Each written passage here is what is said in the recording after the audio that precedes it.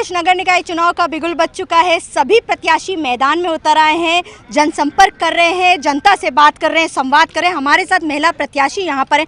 आम आदमी पार्टी से अंजू भट्ट जी हैं, शाहीन बानो बीएसपी से हैं और वंदा मिश्रा जी समाजवादी पार्टी से। देखिए, बीजेपी की प्रत्याशी इस वक्त हमारे बीच में नहीं मौजूद है, ना ही कांग्रेस की प्रत्याशी है। आप ये बताएं, आप एक समाज सेवक रहीं, सीएए एनआरसी के मूवमेंट को आपने बहुत आगे बढ़ाया, उसके बाद आप एक पत्रकार भी रही और अब आप चुनावी मैदान में हैं। कैसे जनसंपर्क चल रहा है? जनसंपर्क बहुत अच्छा चल रहा है और जनसंपर्क करने की मुझे आदत है। पहले मैं ये कलम के ज़रिए करती थी, अब सीधे संवाद कर रही हूँ और पॉलिटिकल पार्टी का संबल है मेरे पास, तो जनसंपर्क तो बहुत अच्छा चल रहा है हमारा। और पूरे लखनऊ की जनता मुझे जानती है और मुझे अपना प्रेम देती है। बीजेपी ने तो 13 तारीख से पहले ही अपना मेयर डिक्लेयर कर दिया। कहाँ डिक्लेयर? हाँ, डिक्लेयर कर दिया। वो डिक्लेयर कौन मान रहा है उसको? देखिए, वो जो जिस तरह से डरे हुए हैं और जिस तरह से उनकी प्रत्याशी नहीं आ रही, मुझे लग रहा है कि शायद ये भी एक वो है कि आप बचने की कोशिश कर रहे हैं।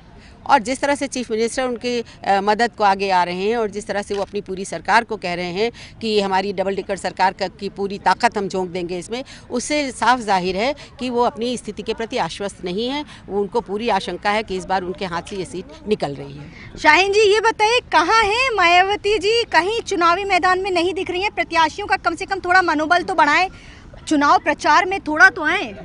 बहन जी ने अपने प्रवक्ताओं को भेजा है और सब कार्य तो कर ही रहे हैं। सभी लोग अपने अपने काम में लगे हुए, मेहनत तो भरपूर हो रही है। कैसा चल रहा है जनसंपर्क? बहुत अच्छा चल रहा है, जनसंपर्क बहुत अच्छा चल रहा है। हम लोग जा रहे हैं, जनता के बीच सबसे मिल रहे हैं। और एक बात मैं बताना चाहूँगी, अब देखिए, मैं तो गड्ढे में गिरी, ईंटा था वहाँ फंस गई, चोट लग गई मुझे।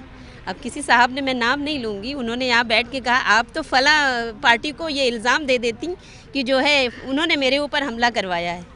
हाँ, बताइए। लेकिन आप गिरी गड्ढे की वजह से, गड्ढे की वजह से। हाँ? और दूसरे वो हमको ऐसे कह रहे हैं कि फला पार्टी ने जो है आपको जो है गड्ढे में वो आपके ऊपर हमला करवाया है। बिल्कुल। अंजू जी बताइए, अब बताइए, गड्ढे हैं सड़कों में, लोग गिर रहे हैं और ख़ास तौर से जो प्रत्याशी हैं उनको चोट भी लग रही है। क्या कहना चाहेंगे? केजरीवाल जी आ रहे हैं आपके चुनावी प्रचार में, या क्योंकि बड़ा अहम चुनाव है?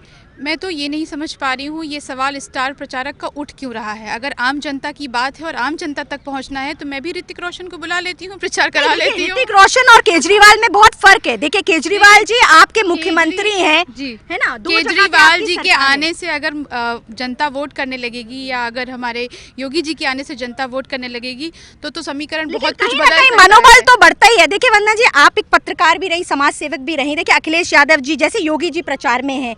हर चुनाव को बीजेपी बहुत अहम मानती है।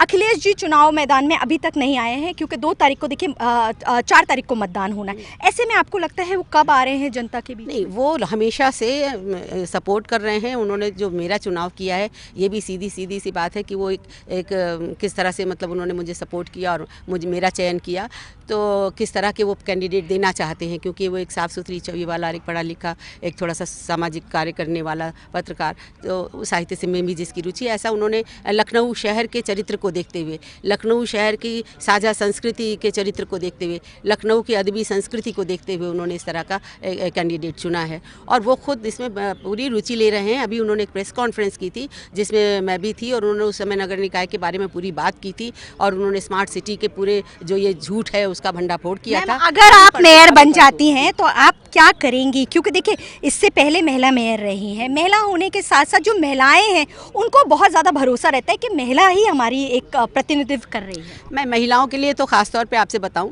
कि महिलाओं के लिए सबसे बड़ी बात है शौचालय की। जैसे हम लोग ही हैं, लगातार सवेरे से शाम तक जनसंपर्क में रहते हैं, तो एक बड़ी समस्या होती है। तो महिलाएं मुख्यधारा में कैसे आएंगी, महिलाएं कैसे सामाजिक और राजनीतिक जीवन में अपना पूरा योगदान दे सकेंगी अगर शौचालय की ही व्यवस्था नहीं है? तो ये सबसे बड़ी समस्या है। और हजरतगंज जैसी जगह में भी कोई शौचालय की व्यवस्था नहीं है। बहुत बड़ा मुद्दा है। क्या कहना चाहेंगे आप? जी, इस पे तो हम भी काम करेंगे इंशाल्लाह। अगर महापौर बने तो ये भी मेरा अंजू जी, आप क्या कहेंगी? बहुत बड़ा मुद्दा है वाकई में। ये जो फीमेल रिपोर्टर्स हैं या जैसे आप मैदान में हैं, ये एक बहुत बड़ी समस्या है। पहले तो जितने भी आपके ये बने हुए हैं पिंक टॉयलेट बने तो हैं, बट उनको संचालित करना बहुत ज़रूरी है, क्योंकि सिर्फ बना देना काम नहीं होता, उन्हें संचालित करना। और व्यापारी भाई जो हैं, छोटे छोटे बाज़ार वाले, वहाँ पे भी औरतों के लिए साफ़ सुथरा पानी और टॉयलेट की बहुत ज़रूरत है। यही कारण है लोगों का रुझान मॉल की तरफ बढ़ रहा है, क्योंकि उनको साफ़ सुथरा पानी और टॉयलेट नहीं मिलता। बिल्कुल, देखिए महिलाएं हैं, अलग अलग पार्टियों से प्रत्याशी हैं, लेकिन सुर एक है, यानी कि इन सारे लोगों को महिलाओं के उत्थान के लिए कार्य करना है। और महापौर जब लखनऊ का एक महिला बन करके आएंगी, इससे पहले भी महिला महापौर ही थी, तो उससे जो महिलाएं हैं उनके अंदर एक अलग सी एनर्जी आ जाती है। तो उम्मीद यही करते हैं कोई अच्छा महापौर जनता चुन करके आएगी और हमारी जो बिजली, पानी, सड़क, गड्ढा मुक्त जो सरकार की बात कर रहे थे वो भी होगा। कुछ कहना चाहिए? जी, महिलाओं के ही बारे में मैं कुछ और ये कहना चाहूँगी कि जैसे महिलाओं की शिक्षा की बात है, तो लोग अब जिस तरह की नगर निगम की भूमिका लगातार देख रहे हैं, उससे वो भूल ही गए हैं कि नगर निगम की शिक्षा में भी कोई भूमिका थी। जबकि नगर निगम के स्कूल ऐसी क्वालिटी एजुकेशन देते थे।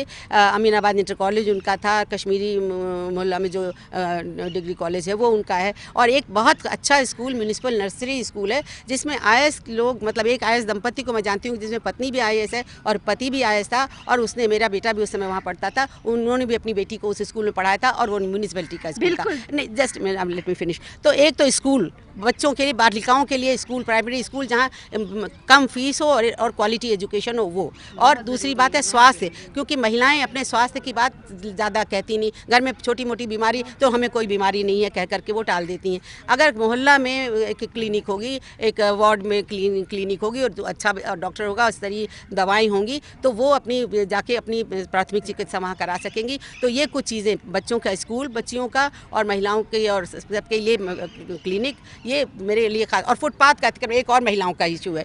महिलाएं फुटपाथ पे चलती हैं, बच्चे फुटपाथ पे चलते हैं, क्योंकि सड़कों पर इतनी मारामारी है, इतनी गाड़ियां चलती हैं कि उनको बहुत मुश्किल होती है। तो मैं कोशिश करूंगी कि फुटपाथ को अतिक्रमण से मुक्त कराऊं, लेकिन उसके साथ ही वेंडर्स की जीविका का सवाल भी है, क्योंकि ये दोनों एक परस्पर विरोधी मामले हैं, लेकिन एक दूसरे से जुड़े हैं और दोनों जरूर। तो उनके लिए मैं निःशुल्क सड़कों, शहर के तमाम पॉइंट्स पर उनके लिए वेंडिंग की व्यवस्था कराऊंगी, उनके लिए बाजार की, और फुटपाथ को महिलाओं के लिए, बच्चों के लिए मुक्त कराऊंगी। जनता देखिए, जब आप मतदान करने जाएं तो आप इन बातों का ध्यान जरूर रखिए कि जो प्रत्याशी हैं वो आपसे क्या वादे कर रहे हैं और क्या वो वादों पर खरे उतरेंगे कि नहीं। लेकिन परिणाम आएगा 13 मई को, तब तक इंतजार करिए और आप तब तक सोचिए कि आपको कौन सा ऐसा प्रत्याशी लगता है जो आपकी समस्याओं को दूर जरूर करेगा। लखनऊ से कैमरामैन रजनीश कुमार के साथ अलहमरा खान।